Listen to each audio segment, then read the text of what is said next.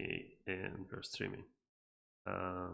Yeah, so usually I do this, uh, but I actually want to listen to some like lecture. So I'll try to add like a window capture thing. Okay, so it should be macOS screen capture. Okay, go. So now I should select the window. That's going to be Chrome. Okay.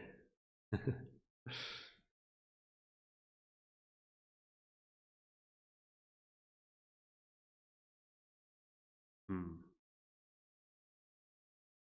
Probably need to make it bigger. Okay. Now, if I resize it here, be a bit more. Okay. And this is as if I'm showing it on my computer. Okay, now let's see if the sound works. Okay, I think it's duplicating the sound. Um, okay, so if I turn off this thing, okay, I have no idea. I need to I need to go and check if it actually works. Okay, so can I hear myself? No. Can I hear myself? No.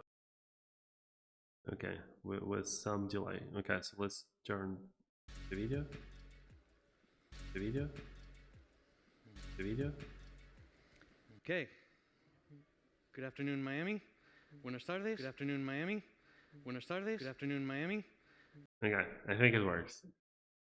Okay, so I usually do music instead of this.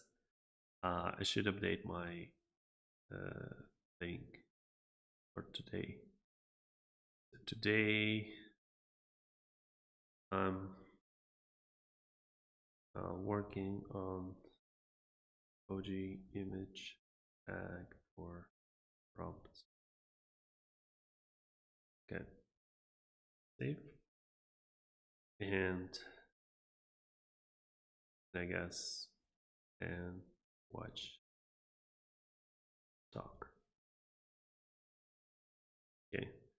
I don't know if this is going to be a repeat of Theo's situation where one day asked him to remove his video. I'm probably a bit more safe than him because this video has where is it? Yeah, 12 reviews. I mean, it's just 15 hours ago, so it could get still to like big numbers, but I was watching or rewatching. I don't know where I how much of that I just like forgot or didn't watch. But last stream that I guess like second from the last stream when with Ryan Carniato where they did like fully React. That was like a long one. I forgot like 5 hours or maybe more. So and there he mentioned that Eric is going to give this talk, and I figured, yeah, I should watch the talk as well. Yeah, something is in my eye. Okay, so let me restart the timer, I guess. Yeah, I'm still not sure if I'm going to react to that talk or just watch it. Yeah, I don't know. But let me restart the timer and let's watch it together. My name is Eric Asmussen, and I'm here today to talk to you about a relatively new framework you might have heard of called Solid.js. First, a little bit about myself. React developer is a large part of my identity. I've been building web apps in React for literally all 10 years, ever since they open sourced it. And I was such an early adopter that I ran into some of its rough edges and ended up writing some popular open source libraries, as she mentioned. like Redux form and React Final Form that are still pretty popular today. What I am not, however, is a Solid developer. I'm just a React developer that has learned a little bit of Solid, and in the same way that I think I would be a bad teacher of beginner React because I've internalized so much of the complexities, I think my position as a Solid novice gives me some insight into talking about Solid, especially to an audience of React developers. So first we have to go back to computer science class briefly and talk about some terminology. Imperative programming is where we tell the computer how to accomplish a task. So back in the ye olde jQuery days, we would have to do something like this. When the document is ready, find the button, register a click listener on the button, so that when that is clicked, we find the greeting element, and then we add a class to that element. And if we wanted to remove the class on the next click, well, you'd have to code that yourself. It's just exhausting. Luckily, then came declarative programming. And declarative programming is where you tell the computer what to show based on the internal state of the application. This is what React gave us. So in React, you've got a bit of state, and you declare that on this button, when this is clicked, you're going to change part of that state, and then you declare on the div that you want to change the class on what to do based on that state. This is super powerful. Now, we're going to talk about a subset of declarative programming called reactive programming. Reactive programming is a declarative programming paradigm built on data-centric event emitters. Now, what the heck does that mean? Before we get there, I want to quickly go over the example on the reactive programming Wikipedia page. They contrast it to imperative programming like this. In imperative programming, you define some variables, they have their values, you can define another variable, doing some calculation with those values, and that's totally normal. But if you change one of the prior variables, obviously the sum isn't going to change because you haven't run that calculation again. This is like the way computers work, right? But what if it could? What if it did change? That is the promise of reactive programming. So how can we do that just in plain JavaScript? Well, if rather than storing the values for these variables, they were actually functions that emitted those values, then when we define our sum, what we have inside there are closures to these functions. And if we redefine one of those prior variables, it works because literally calling the sum function is running the calculation again. This is due to the magic of closures. So how do we get from here to data emitting events? Well, this brings us to signals. This word has been flying around a lot lately, even though it's nothing new. What even is a signal? A signal is a value that remembers everyone that reads it and then informs them when the value changes. I couldn't find an authority figure to quote, so just take it from me. The way signals work in Solid is with a create signal function. Now, to a React developer, this should look extremely familiar because it looks just like useState. You give it a default value, and then you get a tuple of your value and your setter. And then you can print out the value, you can set the value, and you can read the value again. However, you may notice something a little bit different about this code. In the same way that we had to replace our values with functions before, our value here is an actual function. And as I've been learning Solid, I've noticed there's several ways that you can shoot yourself in the foot. So I am labeling this foot gun number 1. Signal values are getter functions. You must remember this. So these value calls here are what get the value. Now, you might think, well, you could just rename it to a get value function, but this is not the standard in the Solid community, and in practice, it really is just fine reasoning about them as if they were values themselves. You just have to remember to call them as functions when you want the actual value. Okay, derived values. Derived signals are, you can just create a function that consumes one of your signals, and voila, you have a read-only signal. This double is now a signal. If we create a function to increment the count, and we print these out, then you can see that the double is changing as well as the count. Now, the place you've most likely experienced this sort of reactivity is with spreadsheets. The cool thing about spreadsheets is you can define a bunch of values, and then you can define special formula cells that use those values. And when the values that they depend on change, you don't have to go back and click recalculate that cell. It automatically notices and redoes it. So talking about React and reactive programming, I need to address the elephant in the room. And that is that some people are fond of saying, but React isn't reactive. And technically this is true. React is not reactive programming because React decouples the events that change data from the component updates via scheduler. So when you call setState, it doesn't immediately cause the update. It puts that component in a, hey, this needs to be updated eventually queue. However, this doesn't matter. Stop calling it that. Stop making this joke. It's dumb. So, pop quiz. Is this a React component or a solid component?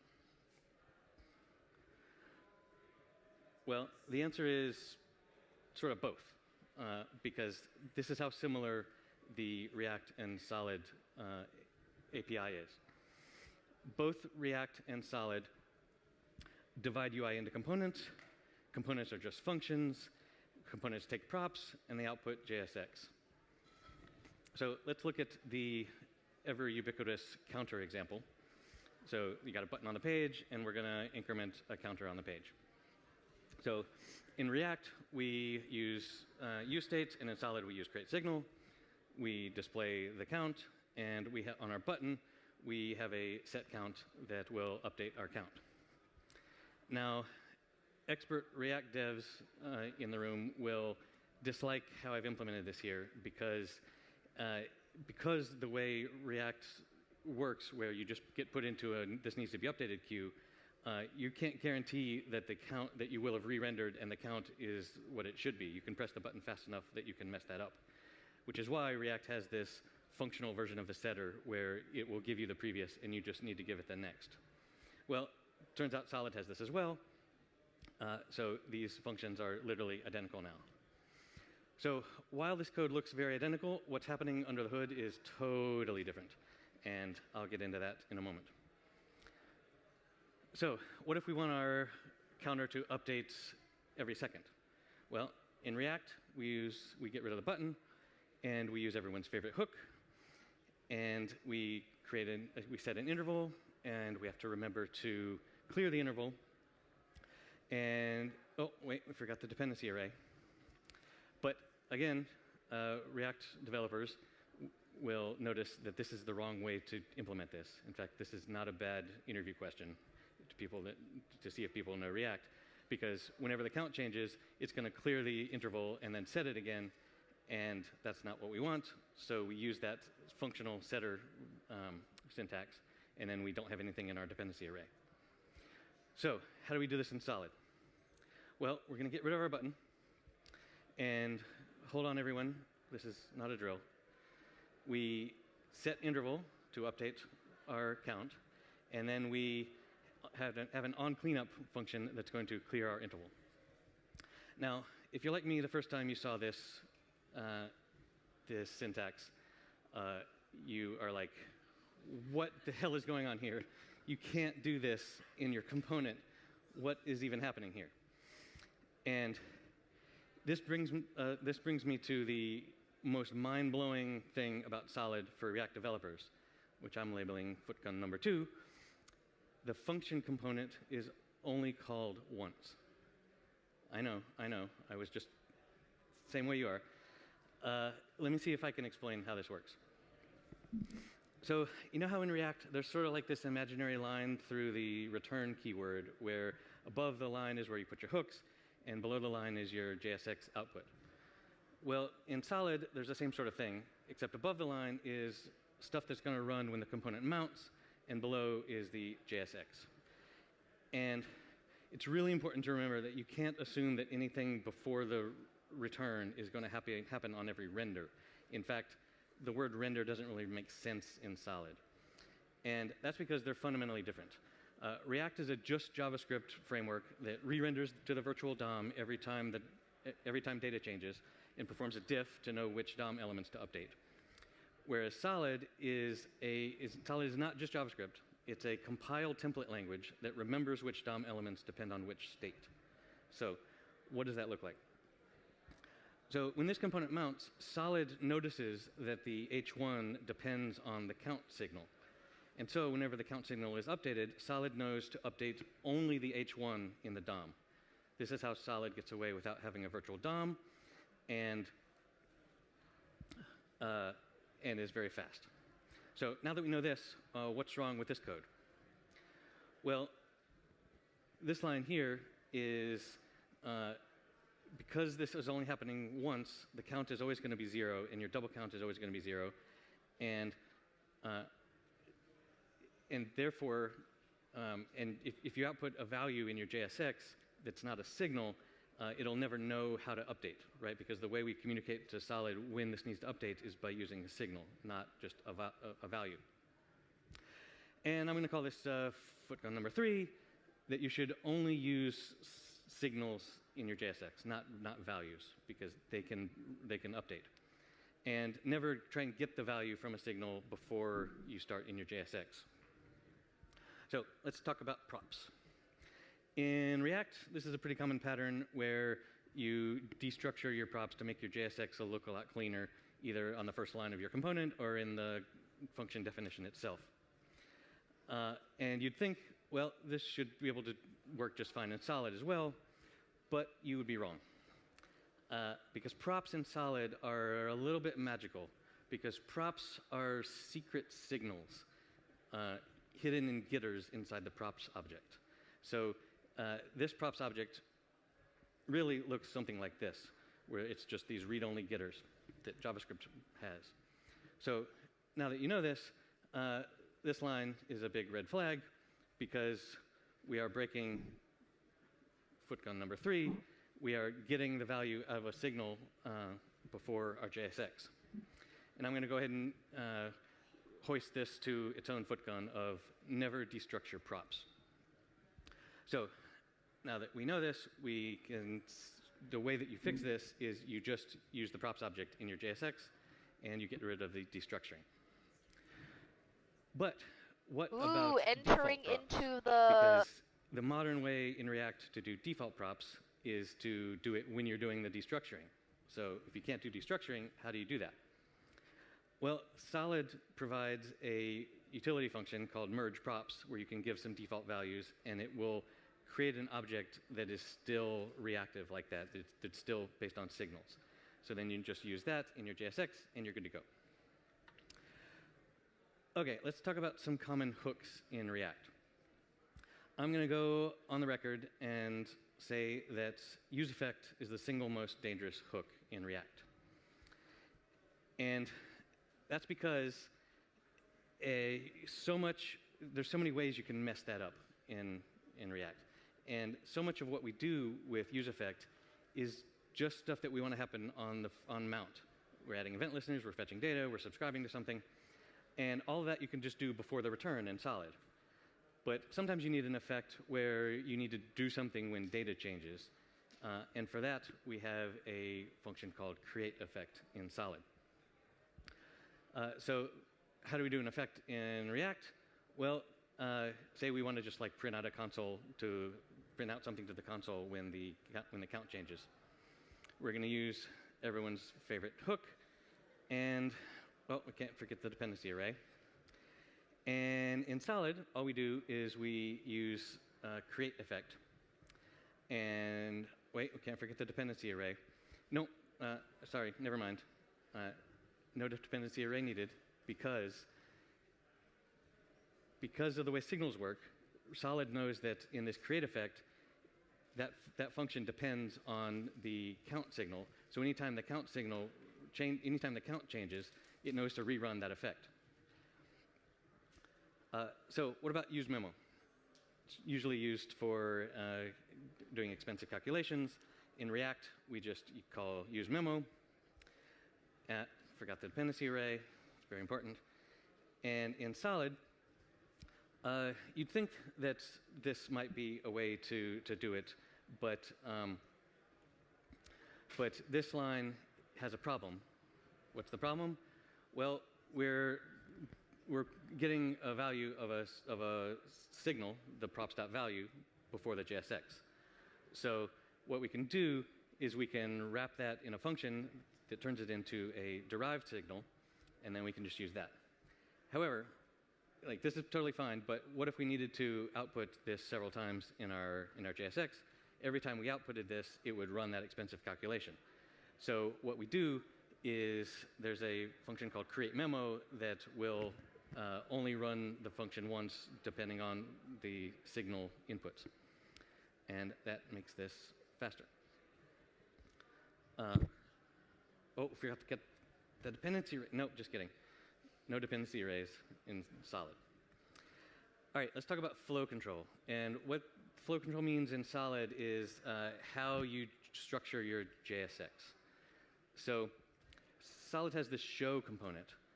In React, it's common, this is a common way to, depending on data, show different parts, different pieces of JSX. And we normally do this with these ternaries. I remember the first time I saw this syntax, I thought this was quite disgusting, but now I write this code every day, and it just seems normal to me. So in solid, this is totally valid.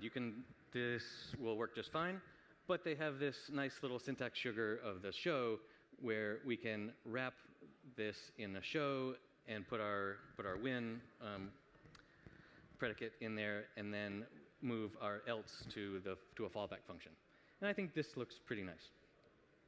For when you need lots of else ifs, there's a switch thing. So this is what it would look like in React. And in Solid, you can wrap this whole thing in a switch and then have these match clauses with different predicates, and your else goes in a fallback. Okay, what about looping? Well, in React, the way we do this, because it's just JavaScript, is we use the array.map to convert our data into a JSX array. And again, this is also fine in solid. But, oops, we forgot our key prop. Because in React, you need this key prop in order to tell React which piece of data this DOM element corresponds to. So if you resort your data, rather than create new DOM elements, it can actually move those same DOM elements, which is a lot faster because the create DOM is very expensive. In Solid, we just wrap this in a for, and because signals are so amazing, it knows this. It knows what applies to what, so you don't need any key props. All right, error boundaries. So in React, the React docs very kindly provide us with this source code for, I think it's the last class component in all of the React docs. And their instructions are copy and paste this into every single one of your React projects. Okay, fine. Solid is like, we implemented that. Here, just import it and use it. I don't know what React is doing. The style prop is extremely similar in both of them. In React, you use lower camel case keys, and for certain things, you don't need to specify the pixel unit, like margin and padding and things. In Solid, it's very similar, except you actually have to use the kebab case for the keys, and you have to specify the pixels. And if you think about it, this is closer to CSS, so it's like kind of better. The class prop, I've been building stuff in React for so long that I've sort of forgotten that class name is not actual HTML. In Solid, they just use class, which is like what HTML does. So there's this special prop called class list. In React, this is a very common pattern, especially if you use like Tailwind or something, where you have a class name, see, I'm saying class name. You have a class that you want on the div always, and then depending on your state, you may or may not want another one. One workaround here is to use, I mean, this is disgusting. One thing you can do is you can use Jed Watson's class name library, And that provides this nice syntax where you can give the classes that you want on everything, and then you can provide this object where the key is the class that will be applied to the div if the value is truthy. This is very nice. I recommend using it in React. In Solid, they just provide this functionality in the class list. The class list is that same sort of object that will do that for you. So if we compare the default way of doing things, I don't know, I think Solid is a little nicer. Okay, lifecycle methods. What do you, to run something when a component mounts and when it unmounts? In React, of course, we use useEffect, and we return the thing that we want to run when it unmounts. And we got to remember the damn dependency array. In Solid, you can just, there are these functions provided called onmount, and onCleanup. And you can call these as many times as you want. And it might seem weird to be registering all these all the time, but remember, this component function is only called once, so it's really only happening once that you're registering these. And again, no dependency array needed. So let's go through a quick little lightning round of other bits that you need to know. Some of them are going to feel very familiar. There's a context API that using create context that is pretty much identical to React. There are lazy components. There's suspense. There's this use query-like thing for fetching and caching data. There's an immer-like mutation API that you can use. There's a Next.js application framework with the brilliant name of Solid Start. And it handles routing and all your SS acronyms that you could possibly want. Some of the less familiar API bits are, there's a way to do nested reactivity using create store. You create a store, and then rather than having individual signals, you can have like an array of signals or an object full of signals, and there's a way to update that and loop through that is efficient and clever. You can do batch updates with a batch function. Normally, every time you call a setter on a signal, that is actually going to go and update the DOM. So if you want to update several things at once, you can do that in a batch, and then it will flush all those DOM updates out. There's this clever thing called directives using these a special kind of prop called a use prop. And if you want to learn a little bit more about that, I have a blog post, if you Google solid final form, where I was able to connect inputs to my final form library only by putting this use field on the input. It gives you direct access to the DOM elements to do stuff with it. Okay, quick footgun recap. Remember, signal values are getter functions. The component function is only called once. You should only call signal getters in the JSX or in other derived signals. Never call a getter before the return. And the corollary of that is never destructure your props. And just for good measure, I've added 5, 6, and 7. Let's talk a little bit about performance. React, when it first came out, I remember it was just so mind-blowing that you could re-render everything on whenever anything changed, and it was fast enough to do that diffing and update the DOM, and it just worked. It was fast enough. But if you've used React for very long with a big enough application, eventually you run into issues where rendering becomes sort of a problem. Why is this re-rendering? Do we need to memorize this? Are we memoizing too many things? Like, there's a whole dev tool based just on figuring this crap out. Whereas over in Solid land, the term re-render literally has no meaning, because With every change of a signal, Solid goes and surgically updates only the DOM that needs to change, which is what makes Solid so fast. You can go to the Solid website and dig into these benchmarks, but it's pretty impressive what you can do with signals. So, in conclusion, React is the well-known incumbent with its well-known strengths and weaknesses. And that means that if you're having a problem, probably someone else had it before you, and there's a Stack Overflow question about it, or there's a library that implements whatever it is you're trying to do, like a date picker or something. Or the more modern version of that is the AI models have trained on a lot of React data. So you can just ask them, and it will probably cough up a component for you. Also, if you're wanting to grow your project quickly, it's a lot easier to hire developers for the ubiquitous incumbent frameworks. Solid, on the other hand, is a relative newcomer that benefits from much of what was learned in the past decade, but it's a little too early to know exactly what the weaknesses of Solid will end up being. And I highly encourage you to learn other languages and other frameworks just to dabble in them a little bit, because they will flip how your mental model of things work, and it will make you a better programmer in whatever language you're actually doing for your day job.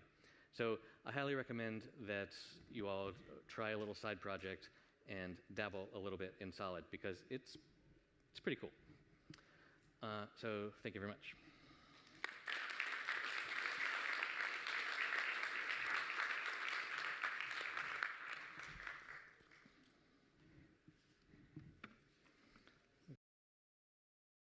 Okay, I guess that's it.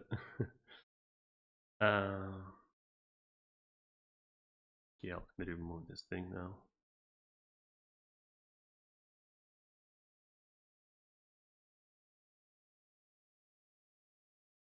Switch the music.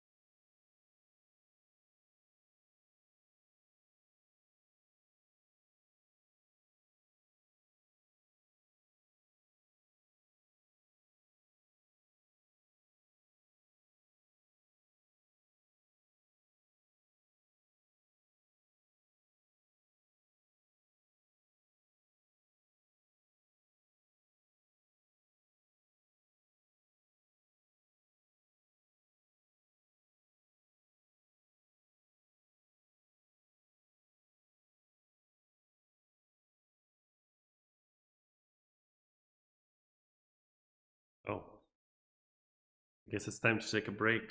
Um, I think.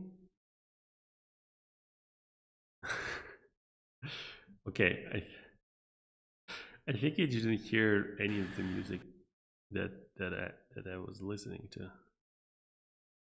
That would be fun.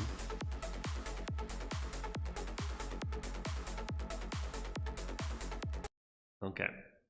Um, where are we? Yeah. So,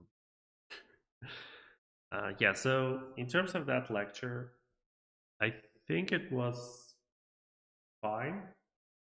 In the beginning, I was like, haven't I seen that somewhere before? But I guess maybe he reused like some of the Ryan's slides or something like that. So it seemed familiar, but I didn't know if I like did I watch it before. But yeah, I think there are like a few things that I would have said like differently, or I'm not sure if like his explanation was the clearest in terms of what happens. I think he was focusing on like how to make it like practical in a sense. It's like, yeah, don't do that, do that. So it's I think for someone who's starting, that's probably better than like explanation of why exactly something happens. Yeah,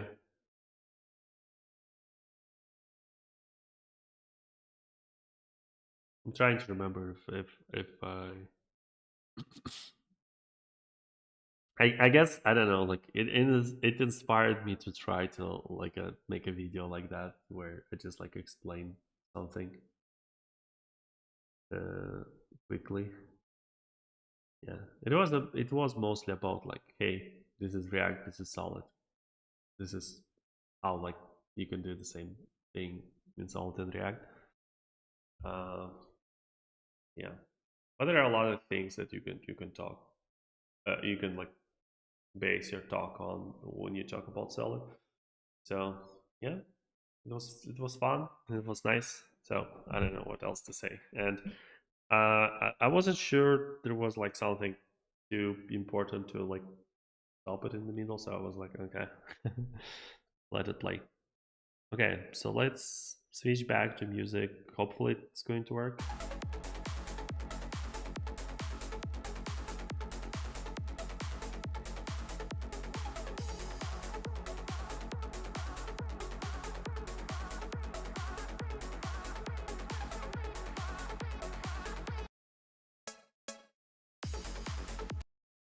I guess I forgot to say that what I was working on.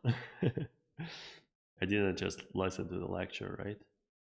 Um, so I created this debug UI, which is pretty ugly, but I needed to do something, right?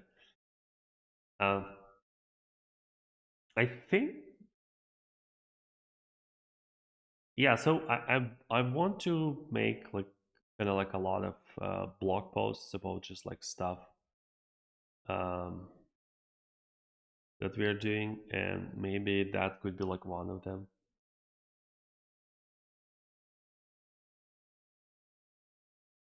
And this is like how to set up OG images. That um, could be fun.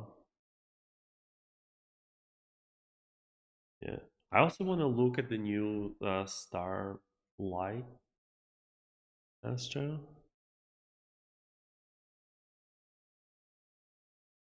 Yeah, so I'm basically in the same boat, right? Except that they started it 3 months ago. Yeah, just like creating a starter template on Astro. What could possibly go wrong, right? And uh, interesting. Why is it the link? Main. Okay. I don't get what's the link.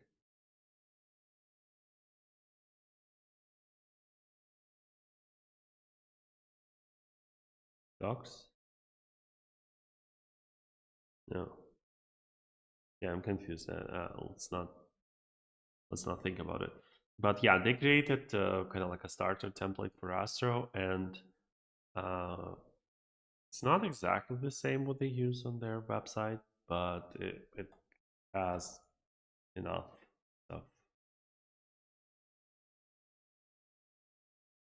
Yeah, so looks nice.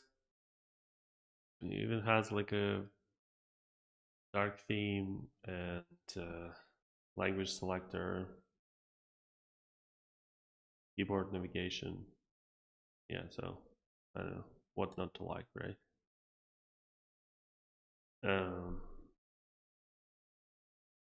uh, that gives me that makes me think that they will probably work on more starters, and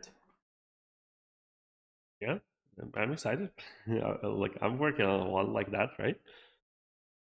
Uh, they're probably going to work uh, on SB8 starter at some point, right? Okay, uh, let's give it a start.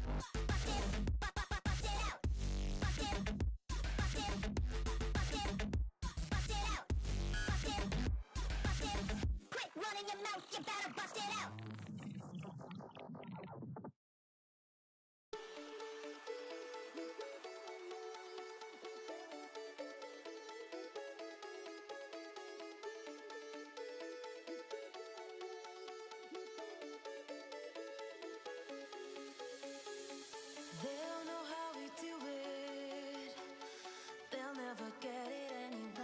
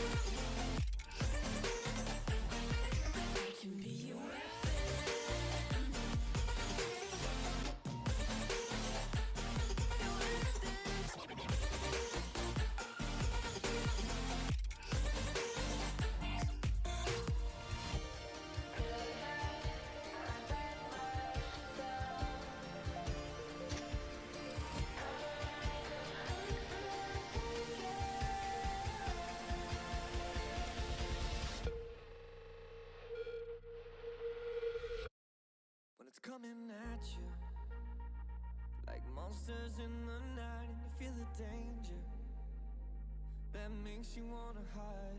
When the cards are stacked against you and you're standing on the edge, now's the time, now's the time. Think about all the dreams you keep inside. Think about all the ones you love.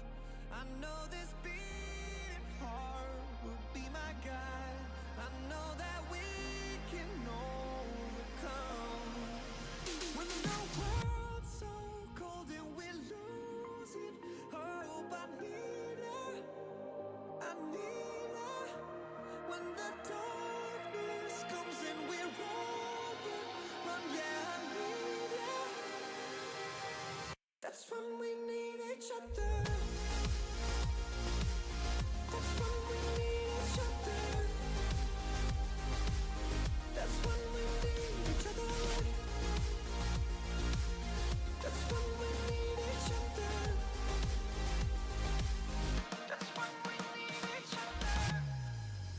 When you're falling faster and don't know where you are, you feel the danger closer than your heart. When the weight is getting heavy and the future is unsteady, close your eyes, close your eyes. Think about all the dreams you keep inside. Think about all the ones you love. I know this beating heart will be my guide. I know that we can overcome. When the world's so cold and we're losing hope, I need her, I need her. When the darkness comes and we're overrun, yeah, I need her. That's when we need each other. That's when we need each other.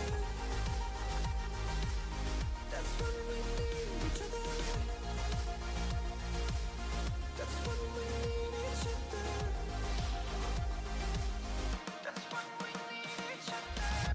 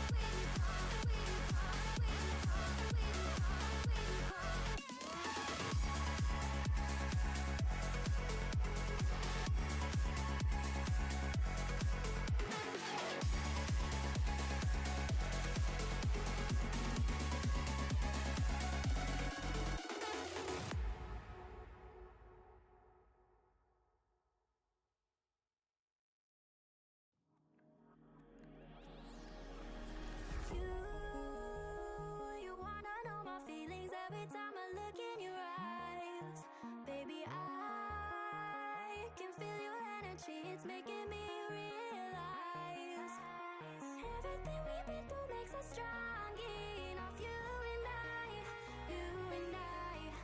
Everything we've been through makes us strong enough. You and I, you and I.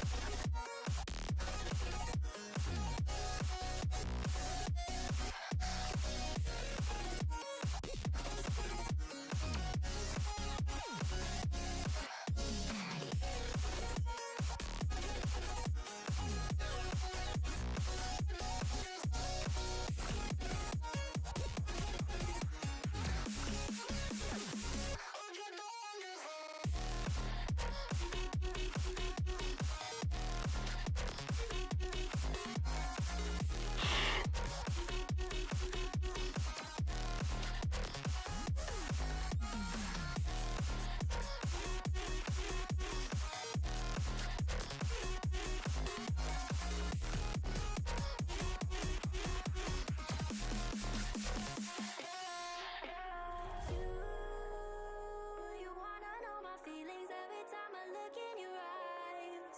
Baby, I can feel your energy, it's making me realize everything we've been through makes us strong enough. You and I, you and I. Everything we've been through makes us strong enough. You and I, you and I.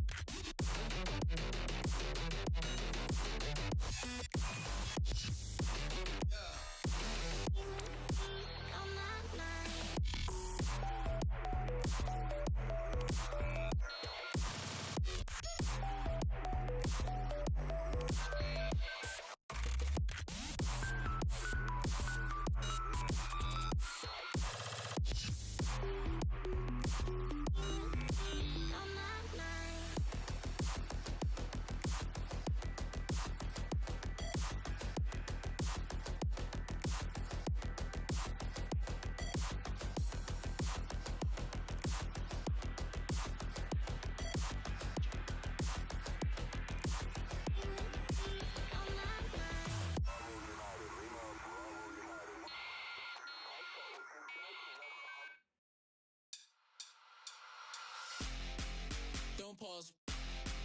Press play. Don't pause. Press play. Don't pause. Press play. Don't pause. Don't pause. Press play. Press play. Press play. Press play. Press play. Press play. Press play. Press play.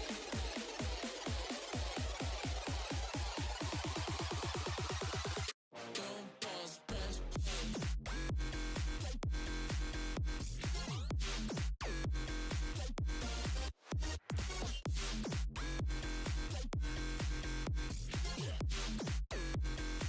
I wanna hear what you got to say.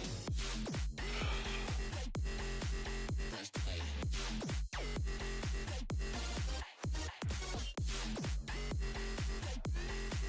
Press play.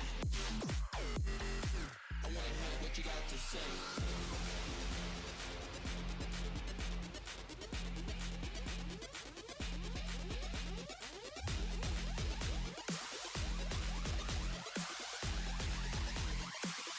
Don't pause, press play.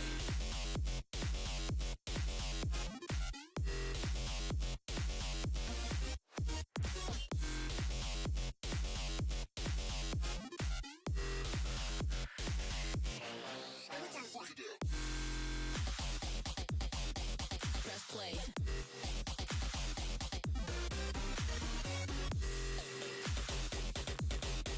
Press play.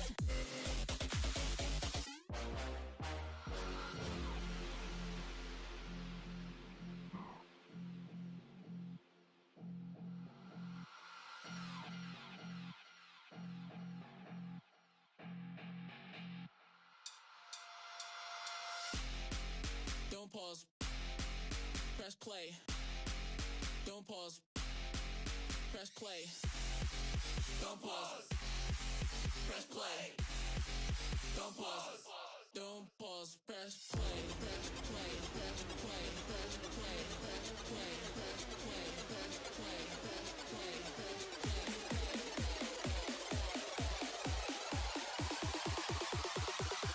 Don't pause. Press play.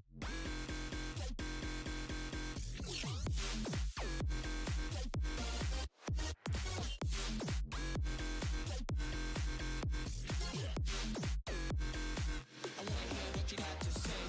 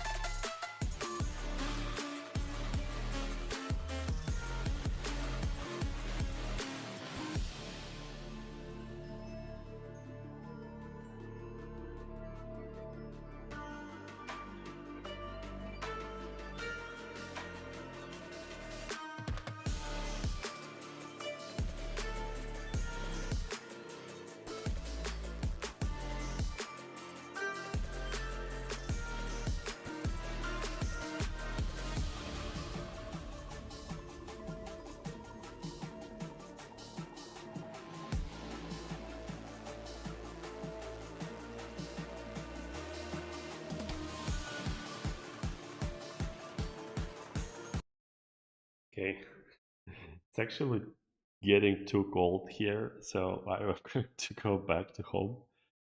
And yeah, just in terms of what I did, um, to say we have like this prompt. This is for debug purposes. I figured a way to like pull out um, OG images. For some reason, I needed to create an iframe. I don't know why IMG tag doesn't work. I think because Astro does something with it. So I haven't figured that out. So I'm just using iframe, and yeah, so that iframe shows this image. Uh, it's like a title of the thing. It should show description as well. Shouldn't do that if I'm not going to debug it. So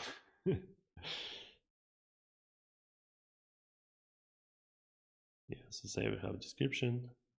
Now if I refresh it, yeah, so it's should probably like limited some size. Now I'm doing extra work. Okay. So all of this is happening here in the Astro template. So we try to get prompt data if it's unauthenticated. So like in case of just like anonymous user trying to open this link. For private prompts, it will error out. It will only show public and unlisted prompts. For unlisted prompts, we don't want to generate OG images just in case if it gets like cached in Twitter or something like that. Yeah, I don't think we should do that. And yeah, it tries to like do all of this stuff. So let's say that we want to limit text of description.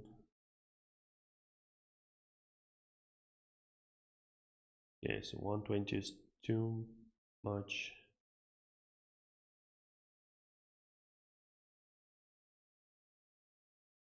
100. Yeah, so I want to make it like 2 lines. Yeah, but then again, I don't know the name, so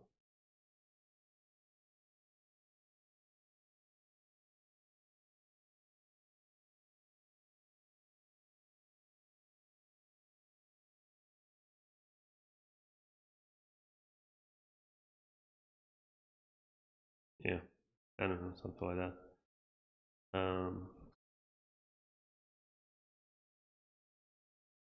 Don't give too much space for description. Okay. So anyway, so we're showing images like that, and that got me thinking. Like, I can try to like write an article about this.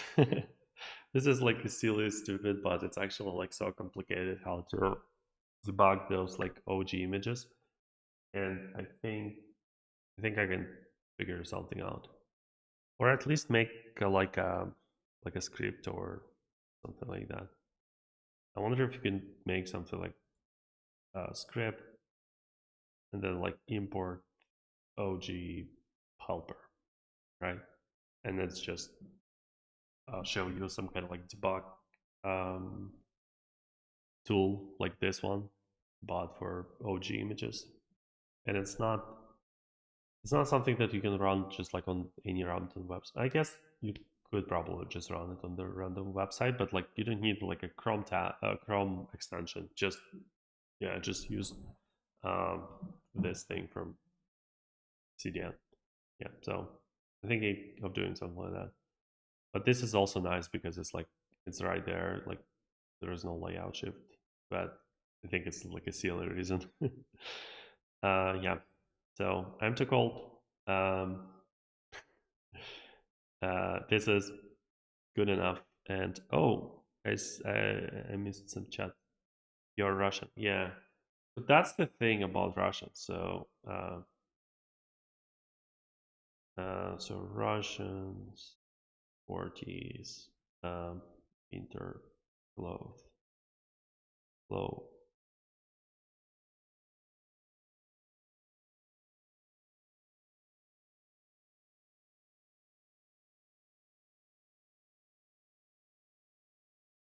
Yeah, I don't know if that's like a good picture, but the idea is that like people who actually like have to spend time in cold, they they wear a lot of clothes.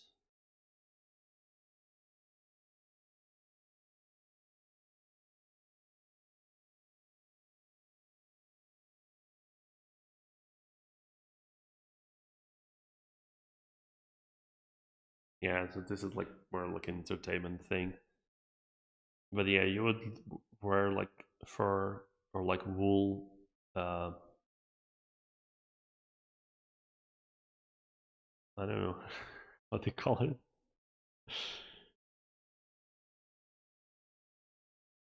This is like what my uh, mom wears in winter because it's like it's it's too cold. So it's made of out of wool. They just like press it somehow. I don't know what's the technology. Yeah, yeah, but you wear this, you wear like 10 socks, and yeah, it's just you wear a lot of clothes in winter. And yeah, I'm not like dressed for the winter, right? That's the whole point. It's just like in winter you just dress differently. Yeah, I I once was I needed to get like on the train, and it was in Celsius minus 42 or something like that, and the train will only stay on the platform for 2 minutes. It's just like a small station, so it wasn't like yeah, it's like okay. So I will finish the story first. So you couldn't get inside and wait it from inside and just like, oh, this is my train, I will get outside. So you have to stay outside because it's not going to wait for you. You only have like 2 minutes. That's just enough to show your papers and like get your stuff in. And yeah, so usually you just like don't go outside when it's too cold. And I spent maybe like 20 minutes tops in that thing. And it's like, yeah, that's crazy. So that's like a crazy story for like normal Russian. Um, I think probably the coldest I I saw was like minus 45 or something like that. So I'm not from Russia, or not from Moscow.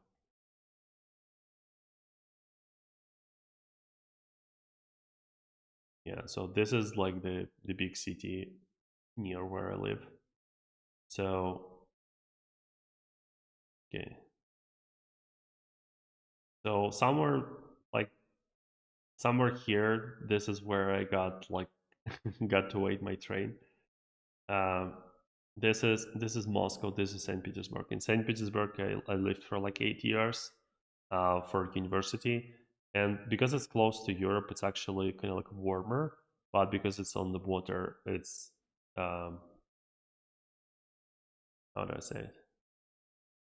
It's just miserable. It's like it's not that warm, but yeah, with water and rain and all that stuff, it's not cool. Uh, my joke was that like in Saint Petersburg, you have to wear with yourself always like a umbrella and the like winter hat because it's like you don't know if it's going to rain or it's going to be like a snow, right? um, so this is kind of like where I lived. It's like 8 hours away from Moscow or something like that, and yeah, it gets pretty cold. So Moscow is a bit like warmer compared to this, but it's like it's not like Murmansk where where it's really cold, and it's not like those. southern cities like, yeah, Krasnodar and all that stuff. So if you live like your whole life in like, I don't know, like Crimea or Krasnodar, you could get maybe like -5, -10, like your whole life, and you will be fine. But yeah, it's just like just this part of Russia. That's it. We don't have any more warm things. I think this one is not that cold, but it's kind of like the sea. I think it's like a cold sea. So yeah, I don't think I don't think it's too warm there. I think this is like the only place. Yeah, that's why it's so important for Russia to get Ukraine, right? uh, okay, let's stop it here, and yeah, thanks everyone.